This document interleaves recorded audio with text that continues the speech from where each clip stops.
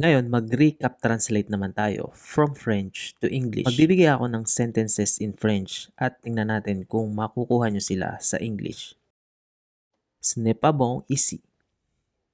Ce n'est pas bon ici. It isn't good here. Ce n'est pas très bon. Ce n'est pas très bon.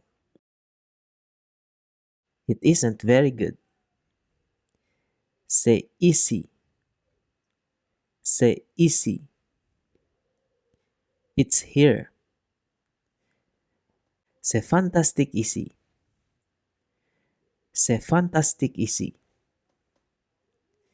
It's fantastic here. Ce n'est pas bon ici, c'est absolument fantastique. Ce n'est pas bon ici, c'est absolument fantastique. It isn't good here, it's absolutely fantastic. C'est absolument fantastique ici. C'est absolument fantastique ici. It's absolutely fantastic here. Ce n'est pas fantastique. Ce n'est pas fantastique. It isn't fantastic.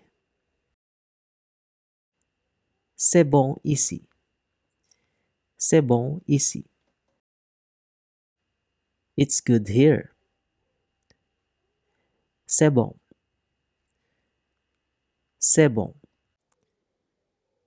It's good.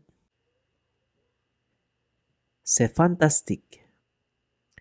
C'est fantastique. It's fantastic. Ngayon, i-recap naman natin yung mga salitang natutunan na natin so far. Paano sabihin ang mga salitang ito sa French? It is. Say. Here. Easy. Fantastic. Fantastic. Delicious. Délicieux. It isn't.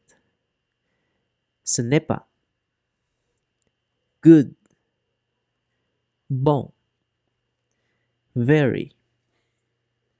Très. Extraordinary.